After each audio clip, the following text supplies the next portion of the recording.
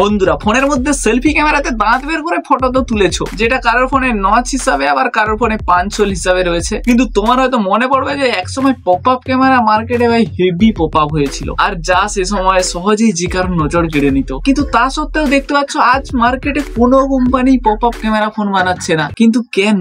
যে ফোনের design futuristic টেকনোলজিকে নিয়ে মানুষের মধ্যে এত ক্রেজ ছিল, আজ তার নাম গন্ধই নেই। পপ আপ ক্যামেরা ফোনগুলোর মধ্যে পার্সোনালি আমার যে ফোনটির ডিজাইন সব থেকে সেরা লেগেছে সেটা হচ্ছে ভাই OnePlus 7 Pro। ভাই ডিসপ্লে তো দেখতে একদম সেই লেভেলের, তার সাথে ভাই টুকুস করে সেলফি তোলার জন্য পপ আপ ক্যামেরাটা বেরিয়ে আসবে, আবার সেলফি তোলা হলে টুকুস করে আবার ভিতরে ঢুকে যাবে, মানে একদম সেই লেভেলের ব্যাপার সেপার। এখনো তুমি যদি ভেবে দেখো, মানে শুধুমাত্র দরকারের সময় ক্যামেরাটা তোমার টুকুস করে পপ আপ হয়ে যাবে, সেলফি তুলে আবার টুকুস করে ভিতরে চলে যাবে। আর ডিসপ্লের মধ্যে না আছে কোনো নচ, না আছে কোনো পাঞ্চল, পুরো ক্লিন ক্লিয়ার, কোনো ফুটাফাটা নেই, স্মুথ ডিসপ্লে, যা সেই সময় মানুষজন খুবই অ্যাপ্রিসিয়েট করছিল এই ডিসপ্লে দেখে। ইভেন এখনো মানুষজন এইসব ডিসপ্লে কে চায়, পছন্দ করে, কিন্তু তবুও কোনো ব্র্যান্ড এইরকম ফোন বানাচ্ছে না আর মার্কেটে। আর কেনই বা পপ আপ ক্যামেরা এত তাড়াতাড়ি মার্কেট থেকে ভ্যানিশ হয়ে গেল? তো তা জানার জন্য জানা যাক, চলো পপ আপ ক্যামেরার এই রোলার কোস্টারের মতো মার্কেটে পপ আপ হওয়া আবার পট করে ধপাস হয়ে যাওয়া, মানে পপ আপ ক্যামেরার কিছু সময়ের জন্য মার্কেটে উত্থান আর তার পতনের স্টোরি।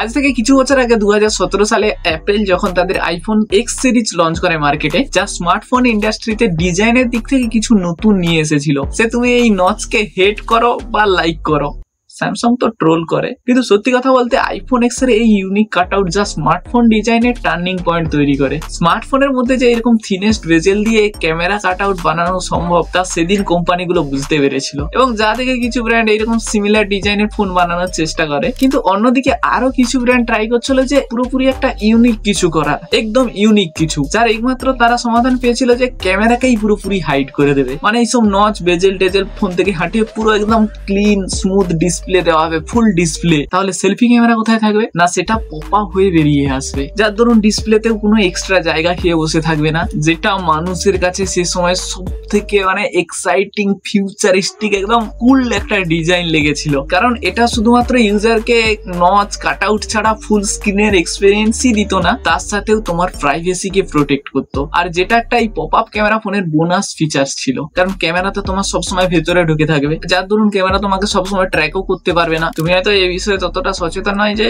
তোমার ফোনের ক্যামেরা তোমাকে যে করে হোক ভাই ট্র্যাক করে। ক্যামেরা ওপেন করা না অবস্থাতেও কিছু অ্যাপস রয়েছে যে তোমার ব্যাকগ্রাউন্ডে ভাই ক্যামেরা পারমিশন নিয়ে থাকে, কিন্তু পপ আপ ক্যামেরার ক্ষেত্রে সেটা সম্ভব ছিলই না। কারণ ভাই ক্যামেরাতে সবসময় পকেটে ঢোকে না, মানে ফোনের পকেটে ঢোকে না, যার ধরুন একটা প্রাইভেসি বলো বা একটা সিকিউর ফিল হতো আর কি। এবং সব থেকে ইন্টারেস্টিং ব্যাপার হচ্ছে যে এই পপ আপ ক্যামেরার আইডিয়া থেকেই ল্যাপটপের মধ্যে ক্যামেরা কভার এবং প্রাইভেসি শাটার ব্যবহার করা চালু হয়, যেটা রিয়েলি সত্যি ভাই খুব ইউজফুল। বিশ্বাস না হলে ফেসবুকের যে ফাউন্ডার মার্ক জুকারবার্গ, সে ভাই নিজের ল্যাপটপের ক্যামেরার উপর টেপ চড়িয়ে রেখেছে। সেও জানে যে তার অ্যাপস ভাই ব্যাকগ্রাউন্ডে ক্যামেরা পারমিশন নিয়ে থাকে, তাই জন্যই ভাই।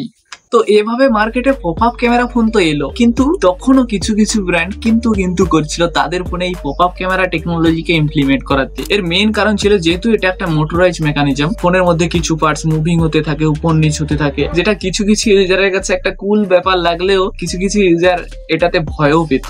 কোথায় যদি এই মোটর দাঁড়িয়ে যায়, পপ আপ ক্যামেরা আর যদি না পপ আপ হয়, বা পপ আপ হয়ে আর ভেতরে ঢুকছে না, বা সেলফি তুলতে গিয়ে ক্যামেরাই বের হচ্ছে না, ফুল ক্লিন ডিসপ্লের ব্যাপারটা তো সবাইয়ের কাছে একদম হেভি লেগেছে। কিন্তু এই ক্যামেরার উঠানামার ব্যাপারটা কিছু ইউজারের কাছে ভয়ের ব্যাপার হয়েছিল। দূর থেকে তো ব্যাপারটা কুল লাগতো, একদম ভাই ইন্টারেস্টিং ফিউচারিস্টিক ব্যাপার লাগতো, কিন্তু একটা ডে টু ডে লাইফের ফোন ইউজ করার জন্য নির্ভরযোগ্য ফোন হিসাবের দিক থেকে এই ফোনটিকে মানুষ অতটা গুরুত্ব দিত না। যতটা তাড়াতাড়ি এই পপ আপ ক্যামেরা ফোনের মার্কেটে হাইপ উঠেছিল, কিছুক্ষণ স্থায়ী থাকলেও তার ধীরে ধীরে কমতে শুরু করে। যেসব ব্র্যান্ড এই পপ আপ ক্যামেরা টেকনোলজিতে একটু বেশি অ্যাটেনশন দিয়েছিল, তাদের মধ্যে অন্যতম ছিল OnePlus। বাকি আরো কিছু ব্র্যান্ড এই টেককে কিছুদিন ধরে থাকলেও ধীরে ধীরে তারা শিফট করে যায় এখনকার এই ওয়াটার ড্রপ নচ বা পাঞ্চ হোল ক্যামেরা কাট আউটের দিকে বেশি রিলাই করা চালু করে। কারণ একটা ফোনের মধ্যে পপ আপ ক্যামেরাকে সেট আপ করতে গেলে কোম্পানিকে অনেক ফিচার্স কে কম্প্রোমাইজ করতে হয় সেই ফোন থেকে। মানে এই পপ আপ ক্যামেরা টেকনোলজিটা যতটাই ইন্টারেস্টিং ছিল, ততটাই এর কিছু ড্রব্যাকও ছিল, আর সেই ড্রব্যাকটা একটা ইউজারের কাছে গুরুত্বপূর্ণ ফিচার্স।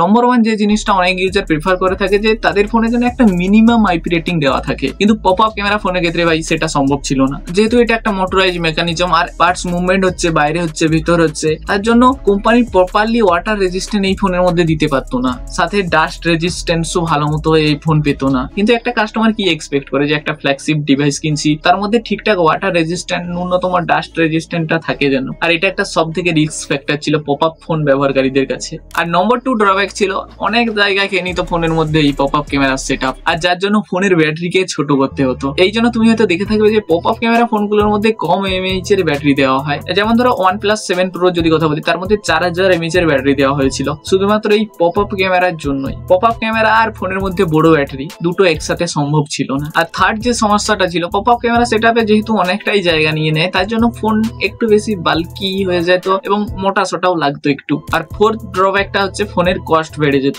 এই পপ আপ ক্যামেরা সেটআপের জন্য আরো কিছু এক্সট্রা কম্পোনেন্ট ফোনের মধ্যে লাগাতে হতো, যার জন্য ভাই বেশি টাকা লাগতো। কিন্তু এটা মানতে হয় যে ভাই জিনিসটা হেভি ফিউচারিস্টিক, ইউনিক আর কুল, হেভি কুল ব্যাপার। ক্যামেরা বাইরে ভিতরে হচ্ছে পুরো ক্লিয়ার ফুল ডিসপ্লে, যা তোমার ভিউইং এক্সপিরিয়েন্সকে আরো বেটার করে দেবে। কিন্তু এর সাথে এইরকম বেশ কিছু প্রবলেমও নিয়ে আসে, যার জন্য কাস্টমার পছন্দ তো করছে, এটা ঠিক কথা, কিন্তু ব্যবহার করার জন্য একটা রিলায়েবল ফোন হিসেবে ততটা মেনে নিতে পারছিল না। যার জন্য পপ আপ ক্যামেরা মার্কেটে একসময় হেভি পপ আপ করলেও তার কিছু এইরকম ড্রব্যাক যা তার বাড়তে থাকা হাইপকে ডাউন করে দেয়। এবার এখানে কিছু কিছু ব্র্যান্ড এক্সপেক্ট করছিল যে এই পপ আপ ক্যামেরাকে একটা টেম্পোরারি ফিক্স হিসাবে ব্যবহার করবে তারা, যতদিন না তারা আন্ডার ডিসপ্লে ক্যামেরা টেকনোলজিতে ভালো মতো করে উঠতে পারছে। আইডিয়াটা এইরকম ছিল যে প্রথমে ইউজারকে এইরকম মুভিং পপ আপ ক্যামেরা আর ফুল ক্লিন স্ক্রিন ডিসপ্লের এক্সপিরিয়েন্স দিয়ে তারা আন্ডার ডিসপ্লে ক্যামেরাকে ইন্ট্রোডিউস করে দেবে, যার মধ্যে এইরকম পপ আপ ক্যামেরার মতো এত প্রবলেম থাকবে না এবং তার সাথে একটা স্মুথ ট্রানজিশনও হয়ে যাবে, মানুষ আরো একটা নতুন ধরনের টেকনোলজির সাথে পরিচিত হয়ে যাবে। কিন্তু তারা ধারণা করতে পারেনি যে আন্ডার ডিসপ্লে ক্যামেরা টেকনোলজিতে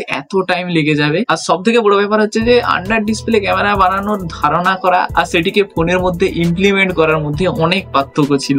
এখানে কোম্পানি একটা জিনিস বুঝতে পারে যে আন্ডার ডিসপ্লে টেকনোলজিকে তাড়াতাড়ি মার্কেটে তারা আনতে পারবে না, যতটা তাড়াতাড়ি তারা ভেবেছিল। এবার এখানে তাদের একটা কঠিন ডিসিশন নিতে হয়েছে, হয় তারা ওই পপ আপ ক্যামেরা টেকনোলজির উপর কন্টিনিউ ইনভেস্ট করে যাবে, যা সেট আপ করতে গেলে ফোনের মধ্যে অনেক ফিচার্সকে কম্প্রোমাইজ করতে হয়, না হলে তাদের আরো কোনো অন্য টেকনোলজির উপর কাজ চালাতে হবে, যেটা তাড়াতাড়িও হয়ে যাবে এবং নির্ভরযোগ্য শুধু। এইখানে কোম্পানি ইন্ট্রোডিউস করে স্ক্রিন কাট আউট, যেটা আজ তোমরা ফোনের মধ্যে দেখছো ওয়াটার ড্রপ নচ হিসাবে বা পাঞ্চ হোল হিসাবে। কিন্তু ব্র্যান্ড যতটা শিফটিংটা এর স্মুথ ভেবেছিল ততটা স্মুথ ছিল না এর ক্ষেত্রে। কিছু ইউজারের কাছে যে এতদিন ধরে ফুল ক্লিন স্ক্রিন ডিসপ্লের মজা নিচ্ছিল, তারপর যদি তাকে সুইচ ব্যাক করতে হয় এরকম ওয়াটার ড্রপ নচ বা পাঞ্চ হোল ক্যামেরা ফোনের মধ্যে, যেটা কিছু ইউজারকে ডিসঅ্যাপয়েন্ট করেছিল। বাকি এখন তো সবাই পাঞ্চ হোলেই ভাই খুশি একদম। বাকি তোমার ফোনের মধ্যে কি রয়েছে, ওয়াটার ড্রপ নচ না পাঞ্চ হোল? আমার তো পাঞ্চ হোল রয়েছে। পপ আপ ক্যামেরা ফোন মার্কেটে কিছু সময়ের জন্য পপ আপ হয়ে তারপর ঢপাস হয়ে গেছে, ঠিক কথা, কিন্তু ওই কিছু সময়ের মধ্যে অনেক ছাপ ছেড়ে গেছে স্মার্টফোনের দুনিয়ায়। একে তো আমাদেরকে একদম নিউ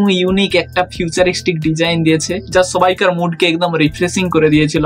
যখন মার্কেটে শুধু একের পর এক সেম টু সেম দেখতে স্মার্টফোন লঞ্চ হচ্ছিল, তার থেকে কিছু আলাদা করে এই পপ আপ ক্যামেরা মার্কেটে আসে তখন। আর pop up camera phone use করে কুল তো লাগতো ভাই, ওই টুকুস করে সেলফির জন্য ক্যামেরাটা উঠে যাবে, আবার টুকুস করে সেলফি তোলা হয়ে গেলে ভিতরে চলে যাবে, হেভি ব্যাপার যাকে বলে। বাকি তুমি শীতের জন্য ভিতরে হাত ঢুকিয়ে বসে থাকো না। ভিডিওটা ভালো লাগলে লাইক করতে পারো। বুঝতে পারছি অনেকদিন পর চ্যানেলে ভিডিও দিচ্ছি, আজ কিছু পার্সোনাল প্রবলেমের জন্য সম্ভব হয়ে ওঠেনি। বাকি আজকের ভিডিওটা এতটাই, দেখা করছি অন্য কোনো ভিডিওতে। ভালো থেকো, বাই।